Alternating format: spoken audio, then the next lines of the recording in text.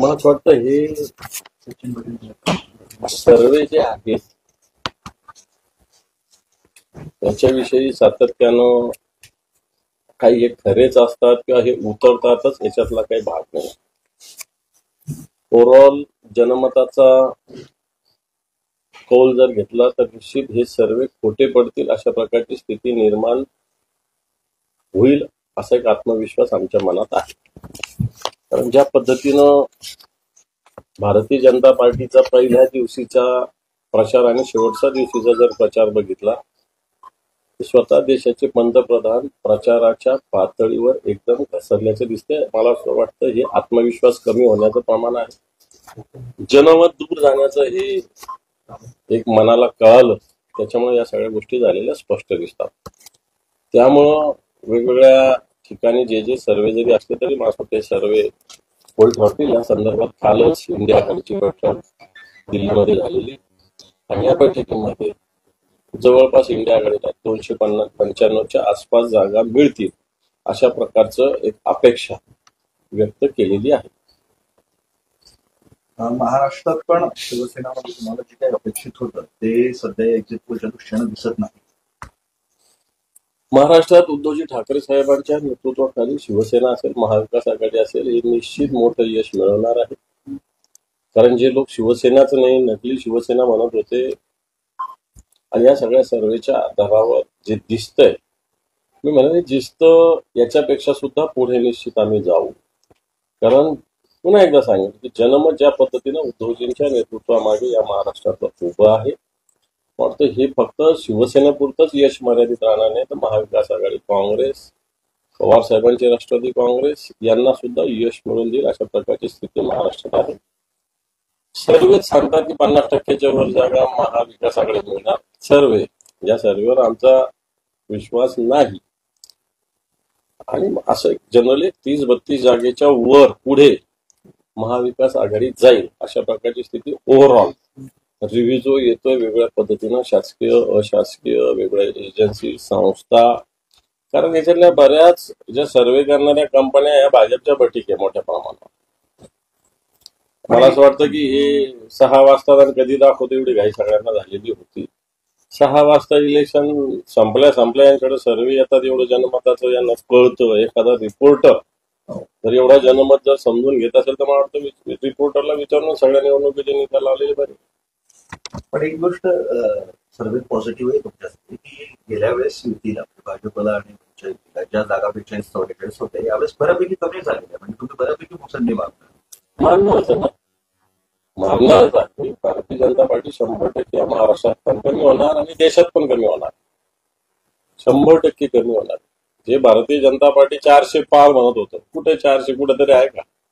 एखाद्या तरी एजन्सीचा सर्वे का 400 पार? जर तो नसेल, हाही नसेल, याच्याही खाली जाऊ शकेल भारतीय जनता पार्टी. महाराष्ट्राबरोबर इतर राज्यामध्ये उदाहरण कर्नाटकामध्ये शॉकिंग आकडे दाखवलेले आहेत सर्वोच्च.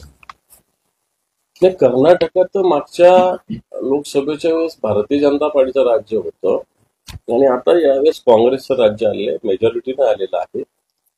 आणि काँग्रेस ज्या पद्धतीने दिलेले आश्वासन या कर्नाटकात पूर्ण करते ते जर बघितलं तर निश्चित या ठिकाणी काँग्रेसच्या बाजूला जनमत आहे. आणि हे जनमत असतानाच रेवन्ना सारख्या केसेस ज्या कर्नाटकामध्ये झालेल्या आहेत तो जर बघितला तर भारतीय जनता पार्टी फक्त भाषणातच सगळ्या गोष्टी करते. स्त्रियांचा सन्मान, याचा सन्मान, आणि मग 3-3 हजार स्त्रियांच्या याच्यातले पेंटर जर बाहेर येत असेल तर भारतीय जनता पार्टीने काय केलं. आणि म्हणून त्या रेवन्नाचा परिणाम भारतीय जनता पार्टीच्या यशावर सुद्धा कर्नाटकात 100% होणार, नवे दक्षिण भारतात होणार अशा प्रकारची स्थिती. म्हणून शॉकिंग आकडे निश्चित येतील. देशामध्ये हे जे आकडे सांगतात तुमचा विश्वास का वाटतोय का की सत्ता स्थापन करण्यासाठी जे आकडे दाखवतात ते अडचणीचे भाजपला ठरू शकतात, मोदीला ठरू शकतात? 100% भारतीय जनता पार्टीला हे आकडे अडचणीचेच ठरणार आहे. आताच्या घडीला भारतीय जनता पार्टी पूर्ण बहुमत मिळवू शकत नाही, या विषयावर आम्ही थांबवतो. पण विदर्भामध्ये सुरुवातीपासूनच विदर्भामध्ये भाजपचे फडणवीस असतील किंवा इतर नेते असतील ते विश्वास दाखवत होते की 35-40च्या पुढे आम्ही जाऊ शकतो. आणि काही जण असं सांगतात की ते 35 पर्यंत काही सांगतात 35 जण आहे. आघाडी त्यांची जी काय आहे युती ती मिळून सुद्धा 35 होणार नाही. मी तुम्हाला 100% सांगतो.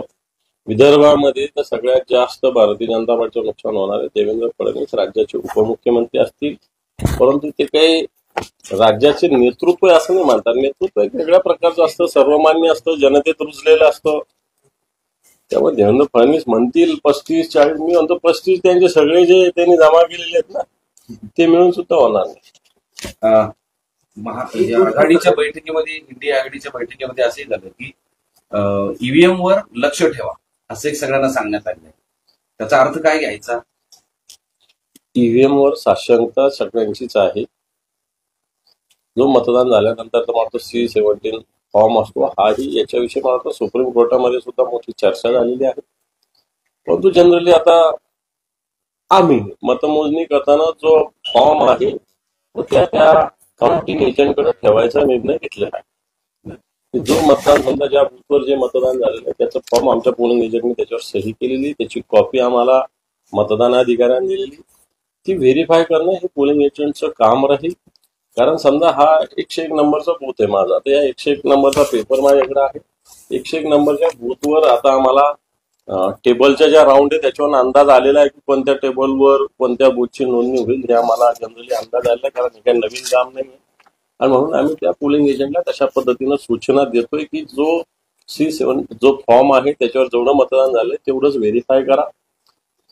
अशा प्रकारच्या सूचना आम्ही पोलिंग एजंटला देतोय. आणि या अँगलनी सगळ्या ज्या वोटिंग मशीन्स आहे त्याच्यावर लक्ष ठेवलं पाहिजे. जेवढं मतदान अधिकाऱ्यांनी त्या दिवशी सही घेऊन आम्हाला कळवलेलं आहे तेवढंच आहे, त्याच्यात कमी आहे जास्त व्हेरीफाय करणं हे काम मतदान प्रतिनिधींचं, काउंटिंग एजंटचं काम आहे. मला असं वाटतं मी फक्त संभाजीनगर नव्हे तर सगळ्या महाराष्ट्रातील सगळ्या शिवसेना असेल महाविकास आघाडीच्या पोलिंग एजंटने सूचना करेल.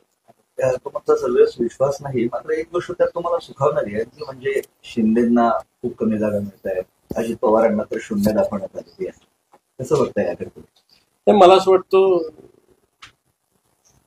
कोणाला 0 मिळतात किंवा कोणाला किती मिळतात याच्याशी फार आम्हाला घेणं नाही. राजकारणात आम्ही बोलत असू, परंतु सगळ्यात आधी आम्हाला यश मिळवणं आमच्या दृष्टीनं महत्वाचं आहे.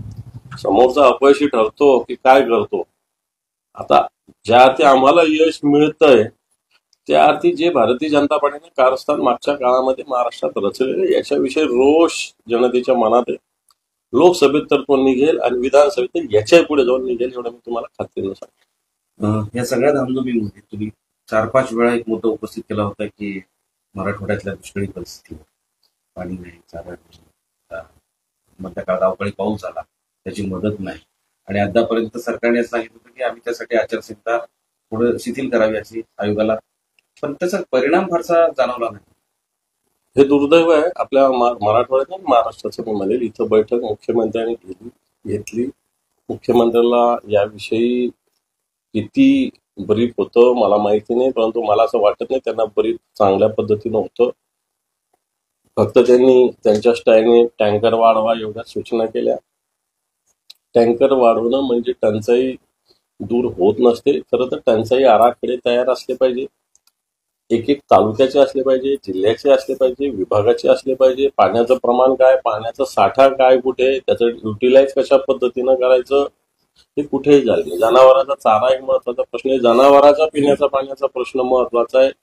आज पर कॅपिटा कशा पद्धतीनं माणसाला, मनुष्याला, जनावराला पाणी लागतं, त्याचा साठा आपल्याकडे आहे का, नसेल तर तो सप्लाय कसा करायचा, या सगळ्या गोष्टीची गरज असते. पण हे कुठेही झालेलं नाही.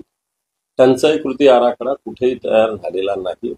टंचाईची परिस्थिती शेतकऱ्याने इथे पिंपळकुटा गाव संभाजीनगर तालुक्यात इथल्या एका शेतकऱ्याने दाभाडे नामक शेतकऱ्याने आत्महत्या केली.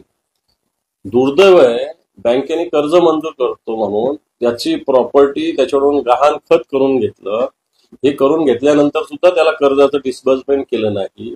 एकीकडे सरकार सांगतं सिबिल तपासणाऱ्या अधिकाऱ्यावर कारवाई करावा. या बँकेच्या अधिकाऱ्याने सिबिल या शेतकऱ्याचं नीट नाही, या कारणात थोडं 2-4 पॉईंटचा सिबिलचा त्याचा इश्यू होता, त्याचं कर्ज मंजूर केलेलं नाही. खरं त्याला जेलमध्ये टाकलं पाहिजे या अधिकाऱ्याला, परंतु तसं होताना दिसत नाही. वैजापूरमध्ये सुद्धा आत्महत्या झाली. मागच्या 1 जानेवारीपासून या मराठवाड्यामध्ये जवळपास 260-62 आत्महत्या आता झालेल्या आहेत. पंतप्रधान नरेंद्र मोदी आज दिवसभरात 7 बैठका घेणार आहेत दिल्लीत. ईशान्येकडच्या राज्यातल्या चक्रीवादळ आहे त्याचा आढावा घेणार आहे. उष्णतेच्या देशभरातील उष्णतेच्या लाटेचा आढावा घेणार आहे. तुमची काय अपेक्षा आहे? मला असं वाटतं 3 महिने काय केलं, देशाचे पंतप्रधान आपल्या महाराष्ट्रात 30 सभा घेत होते. तर पंतप्रधानांनी एवढ्या सभा घेणं गरजेचं आहे का? त्यांनी तर खरं तर देशाच्या कारभाराकडे सुद्धा लक्ष देण्याची आवश्यकता आहे. पण मागच्या 3 महिन्यात या कोणत्याही कारभाराकडे लक्ष दिलेलं नाही पंतप्रधानांनी. आता बैठका घेतात, आचारसंहितेच्या कारणाने पुन्हा काहीतरी सांगतील, कारण सातत्यानं आचारसंहिता शिथिल करावी. आता निवडणुका झालेल्या आहेत, काही प्रमाणात तरी शिथिल होण्याची आवश्यकता आहे. पंतप्रधानांनी अशा बैठक घेत असेल तर त्यांचा शुभेच्छा आहे, परंतु या बैठकीतून काहीतरी निघावं ही पण अपेक्षा आहे. काल काँग्रेसचे नेते मराठवाड्यात येऊन दुष्काळ पाणी केले, त्यावेळी त्यांनी एक मागणी केलेली आहे की कर्जमाफी करा, वीज बिल वसुली थांबवा आणि शेतकऱ्यांना बियाणे मोफत द्या, सोबतच जे पीक कर्ज पाहिजे त्याची अडवणूक करू नका. अशा 4 मागण्या केलेल्या आहेत. त्या संदर्भात तुम्ही मागणी करणार आहात का? आणि आता उद्या मतदान झाल्यानंतर, मतमोजणी झाल्यानंतर तुमची त्यानंतरची भूमिका काय आहे? नाही, मी उद्याच इथल्या लीड बँकेकडे, जिल्हा बँकेकडे उद्याच मी जाणार आहे. आचारसंहिता जरी असली तरी त्यांच्याकडे जाऊन त्यांना जाब विचारणं काही गुन्हा नाही. त्यामुळे मी उद्या जिल्हा बँक आणि जी इथली लीड बँक आहे महाराष्ट्र बँक यांच्या आणि कृषी विभाग या 3 ठिकाणी जाऊन या संदर्भात आढावा चर्चा करणार आहे संबंधित अधिकाऱ्याशी. कारण सरकार कर्जाचं घोषणा करते, पण प्रत्यक्षात हे कर्ज द्यायची जबाबदारी त्या बँकांची असते. बँका, विशेषतः व्यावसायिक बँका, शेतकऱ्यांना कर्ज द्यायला टाळाटाळ करतात. जिल्हा बँक एक चांगल्या पद्धतीनं काम करतात. संभाजीनगरात तरी आमची जी जिल्हा बँक चांगल्या पद्धतीनं शेतकऱ्यांना मदतीचं काम करत असते. कृषी विभागाने नियोजन करण्याची आवश्यकता आहे. बी बियाणं मिळत नाही. बी बियाण्याच्या थैल्या ज्या 700-800 रुपयाला त्या 1400 रुपयाला दिल्या जातात, त्याची पावती दिली जात नाही. लिंकिंग केलं जातं, ह्या नेहमीच्या तक्रारी आहेत.